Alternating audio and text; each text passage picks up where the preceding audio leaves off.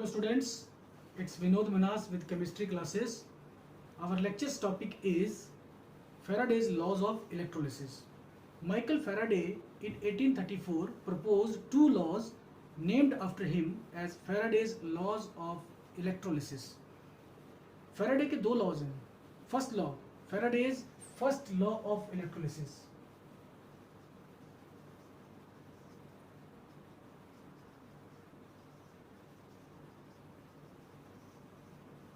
Faraday's first law of electrolysis कहता है कि किसी भी इलेक्ट्रोड पर, चाहे वो कैथोड है चाहे वो एनोड है, किसी भी इलेक्ट्रोड पर जो सबस्टेंस डिपॉजिट होता है उसका मास डिपेंड करता है कि इलेक्ट्रोड से कितनी इलेक्ट्रिसिटी फ्लो कर रही है. That is the mass of a substance deposited at an electrode is directly proportional to the amount of electricity flowing through the electrode. That is, W is proportional to Q.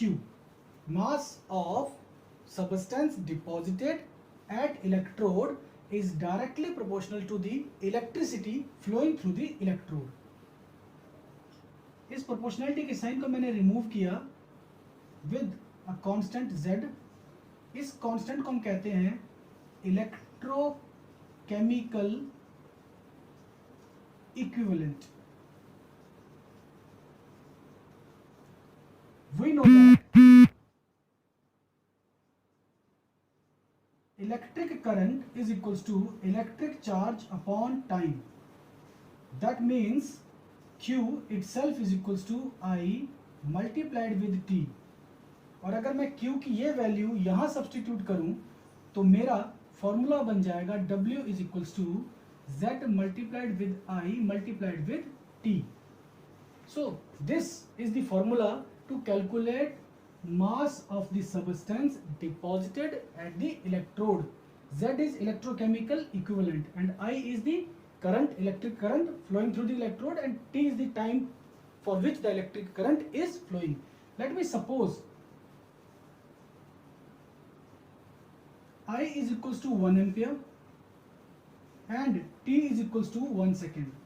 मैं suppose कर रहा हूं कि 1 ampere का current 1 second के लिए electrode से flow करता है.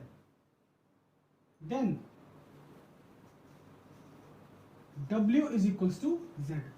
That means electrochemical equivalent is the mass of substance deposited at the electrode when a current of 1 ampere is flowing through the electrode for 1 second.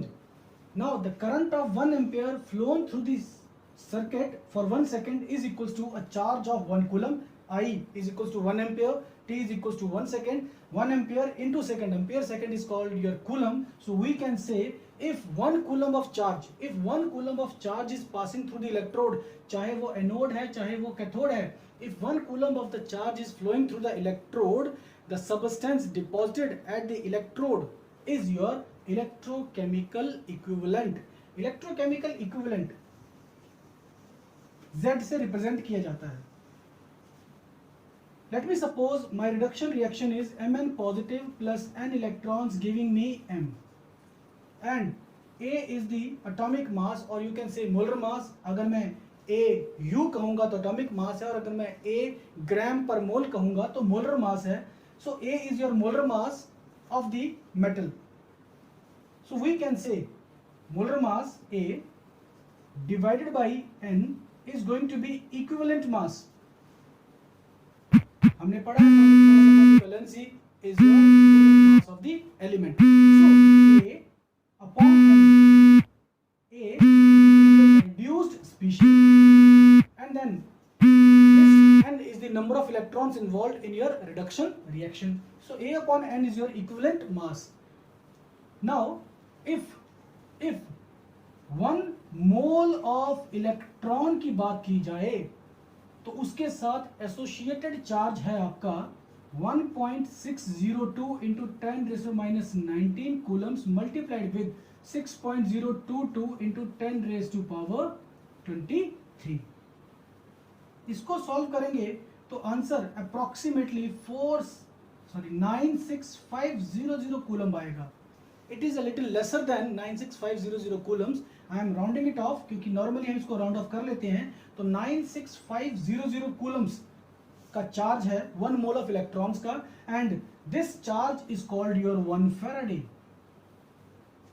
1 Faraday and 96500 coulombs, I am saying 1 faraday, so 1 coulomb is going to be here 1 by 96500 faradays.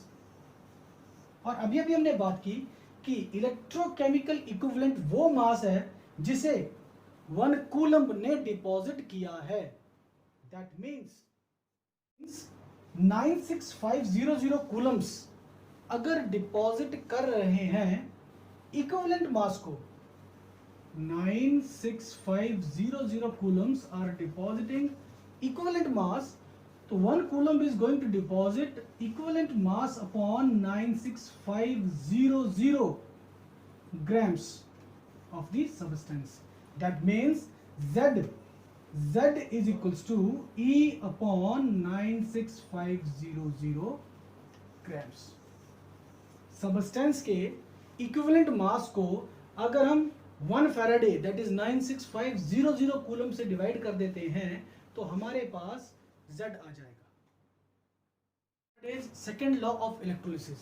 Faraday's second law of electrolysis states that when 2 or more electrolytic cells are connected in series, जब 2 या 2 से ज्यादा electrolytic sales series में connect होते हैं, उस समय अगर सेम अमाउंट ऑफ इलेक्ट्रिसिटी को इन इलेक्ट्रोड से पास किया जाए तो मास ऑफ इलेक्ट्रोलाइट और substance deposited at first electrode is proportional to the equivalent mass of that substance.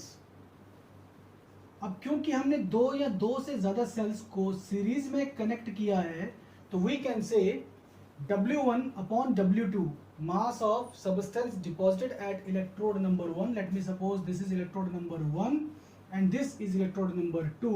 So mass of substance deposited at electrode number 1 divided by mass of substance deposited at electrode number 2 is equals to equivalent mass of the substance number 1 divided by equivalent mass of the substance number 2. So Faraday's second law of electrolysis is strictly associated with electrolytic cells connected in series, चाहे वो 2 हो चाहे वो 2 से ज्यादा. मैं फिर से रिपीट कर दूं, ये लॉ कहता है कि किसी भी इलेक्ट्रोड पर अगर आपके 2 इलेक्ट्रोलिटिक सेल, 2 या 2 से ज्यादा इलेक्ट्रोलिटिक सेल्स को हमने सीरीज में कनेक्ट कर रखा है, तो उस समय किसी भी इलेक्ट्रोड पर जो सबस्टेंस डिपॉजिट हो रहा है उस की अमाउंट डिपेंड करेगी उसी सबस्टेंस के इक्विवेलेंट मास पे. The mass of substance deposited at an electrode is directly proportional to its equivalent mass when 2 or more electrolytic cells are connected in series.